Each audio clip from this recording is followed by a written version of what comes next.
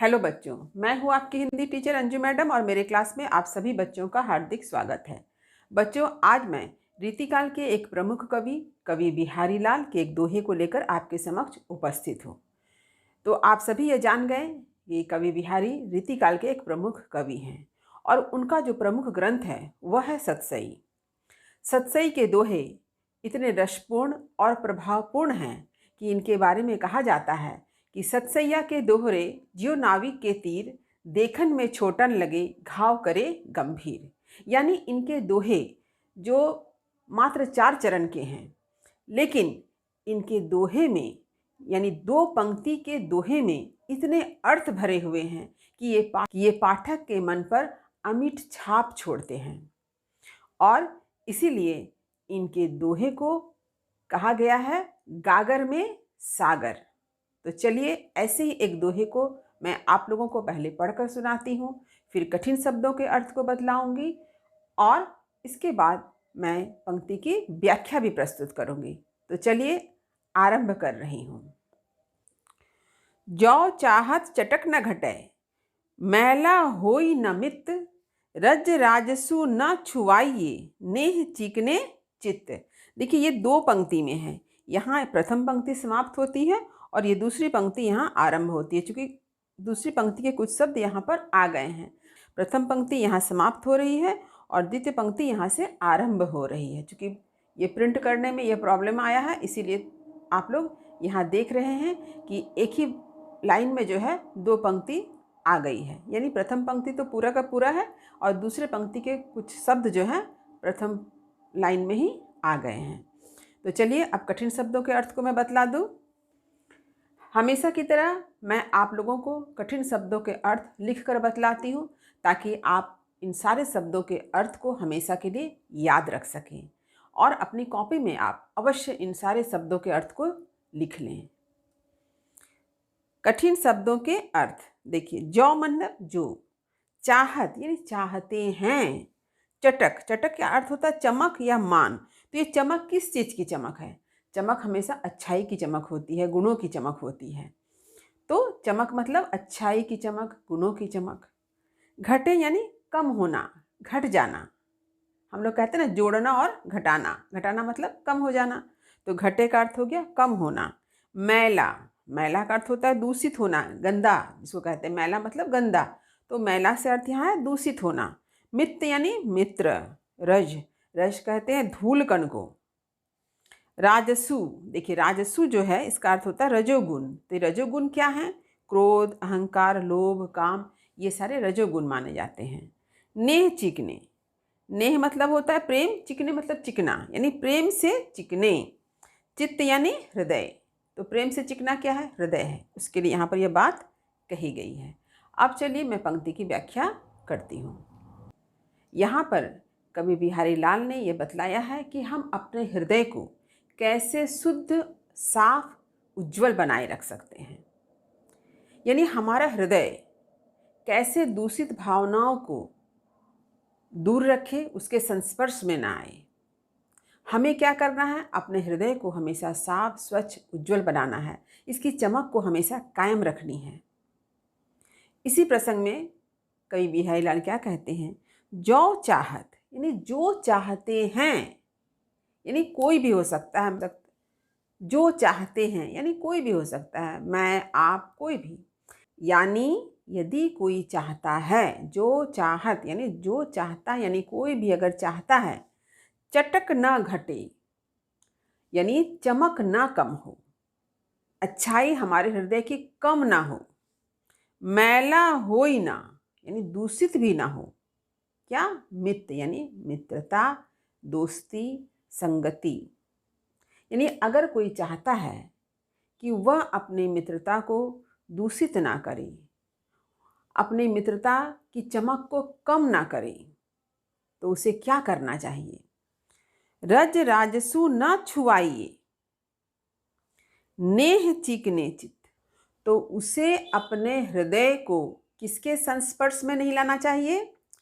रज राजसु यानी धूल के समान ये जो रजोगुण हैं, काम, क्रोध, अहंकार, लोभ, इनके संस्पर्श में मत लाइए।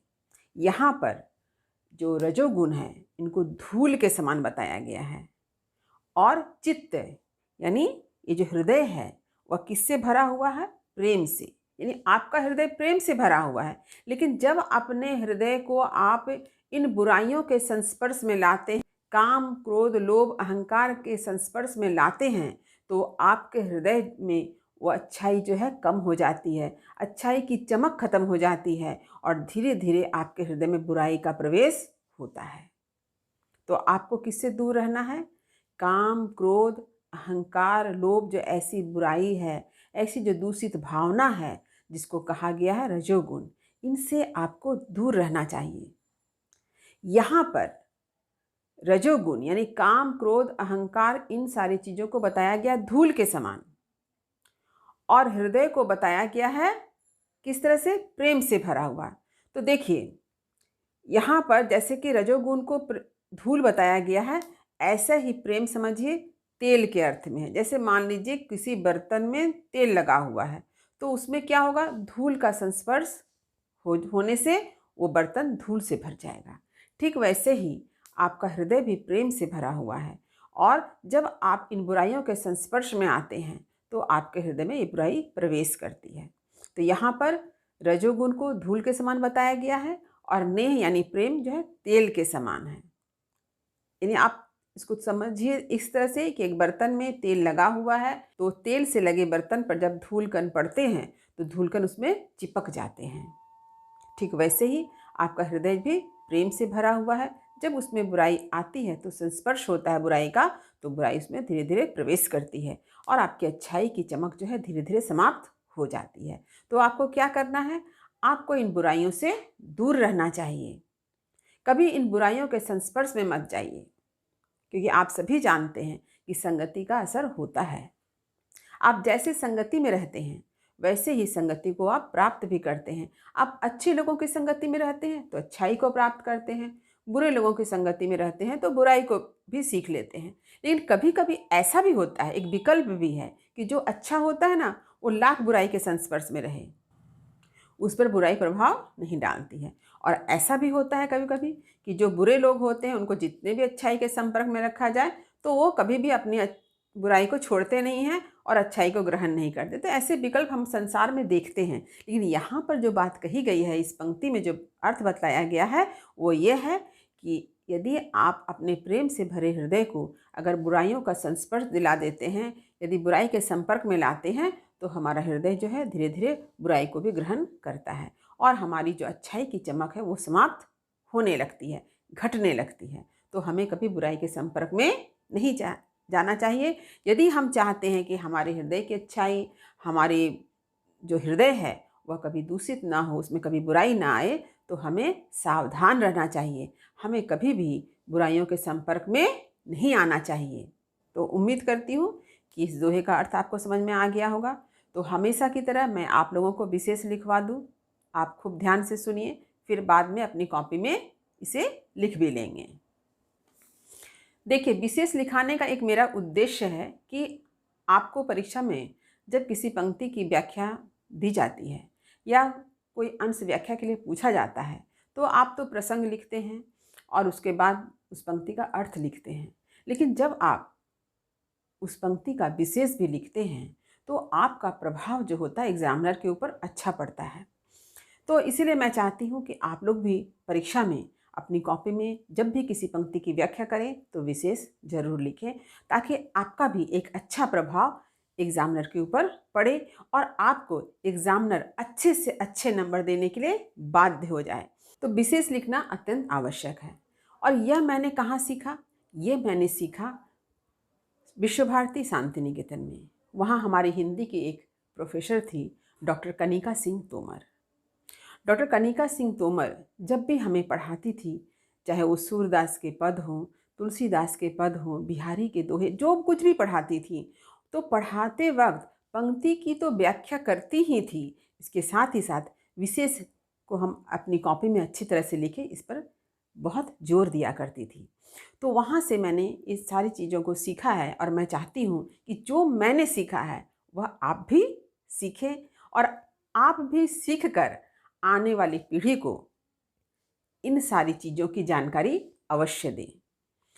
तो चलिए देखते हैं। देखिए विशेष, पहला, यह एक नीति संबंधी दोहा है। नीति संबंधी दोहा क्यों कहते हैं? क्योंकि यहाँ पर हमें एक उपदेश मिलता है कि हमें अपने हृदय की अच्छाई को हमेशा कायम रखनी चाहिए, बुराइयों के संस्पर्श में नहीं रहना चाहिए, तो इसलिए नीति संबंधी दोहा है। दूसरा देखिए, कवि ने यह बतलाया है कि मित्रता के स्थायित्व के लिए धन के लेने देने के व्यवहार से दूर रहें। तो यहाँ पर जो मित्रता की बात कही गई है, यह मैंने अभी आप लोगों को बतलाया नहीं था, लेकिन आप इस बात को समझ लीजिए कि दोस्ती में इन सारी बातों का जब बहुत ज़्यादा लोग व्यवहार करते हैं, धन लेना यानी धन के माध्यम से दोस्ती, तो वो दोस्ती स्थायी नहीं रहता है।